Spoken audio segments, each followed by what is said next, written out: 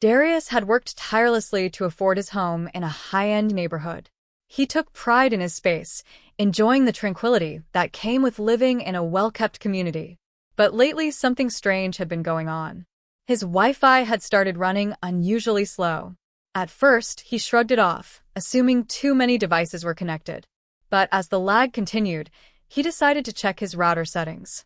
That's when he spotted something odd, an unfamiliar device leeching off his network.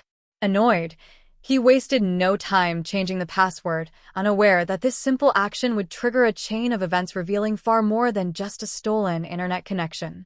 The next morning, as Darius sat on his porch sipping coffee, his neighbor, Karen Whitmore, stormed onto his property without so much as a knock.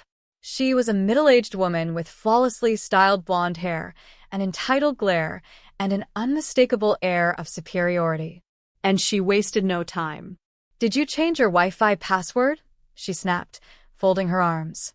Darius blinked, caught off guard. He had barely spoken to this woman since moving in, yet here she was, acting like he owed her an explanation. "Yeah, I did," he answered casually. "Why?" Karen's face immediately flushed with fury. "Because my internet stopped working.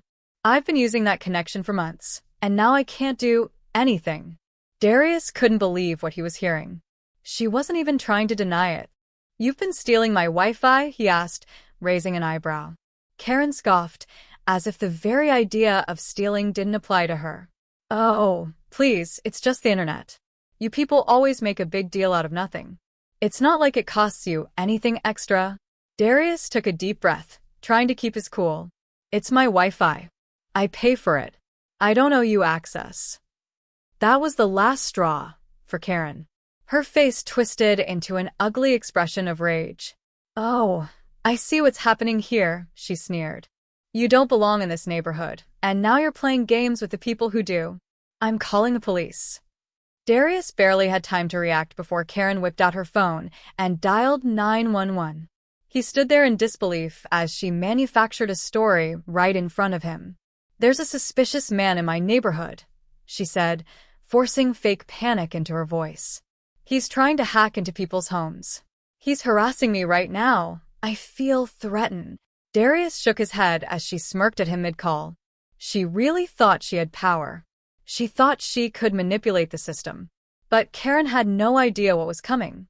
As he waited for the inevitable arrival of the police, Darius refused to panic.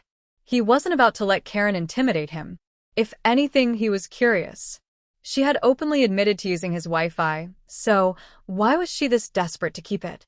With nothing else to do but wait, he stepped inside, sat at his desk, and pulled up his router's connection history. And what he found? It sent a chill down his spine. At first, the activity seemed normal, basic browsing, streaming. But the deeper he looked, the more disturbing it became.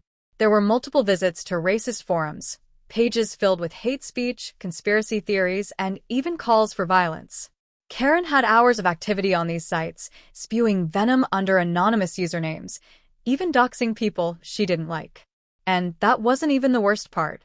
Buried in the data were encrypted transactions linked to fraudulent activities. Someone, almost certainly Karen, had been running online scams, selling stolen goods, and engaging in identity theft. He found traces of credit card data being processed through shady websites. His jaw clenched. She had called the cops on him over an internet password, yet she was the real criminal. Then he spotted something that made his stomach turn. A login attempt to a highly illegal site flagged for trafficking explicit material. Darius exhaled sharply.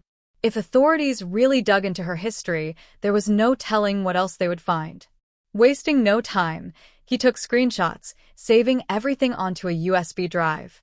Karen had spent years hiding behind her privilege, manipulating the system whenever she wanted. But this time, she picked the wrong person to mess with. The wail of sirens cut through the afternoon air as a patrol car pulled into Darius's driveway. Two officers stepped out, Officer Jordan, a tall, composed black man, and Officer Miller, his shorter, stockier white partner. Their faces were unreadable as they approached. Karen, still standing in Darius's yard, sprang into action. "Officers, Thank God you're here, she wailed, her voice shaking with fake distress. She pointed a trembling hand at Darius. That man, he's been hacking into my devices. I think he's stealing personal information from the whole neighborhood. I don't feel safe. Officer Jordan narrowed his eyes. Ma'am, slow down. What exactly happened? Karen sucked in a shaky breath, putting on the performance of a lifetime. I was just sitting in my home, minding my own business, when my internet suddenly stopped working. I realized he must have hacked into my network. Then, when I confronted him, he got aggressive. He threatened me and refused to fix what he did. I knew I had to call you before he did something worse. Officer Miller glanced at Darius, who stood calmly on his porch, arms crossed. He didn't look even remotely aggressive. In fact, he looked almost bored. Sir, Officer Jordan turned to Darius. What's your side of the story? Darius sighed, gesturing toward Karen. This woman has been stealing my Wi-Fi for months. I changed my password this morning, and she showed up at my door, demanding I give her access again.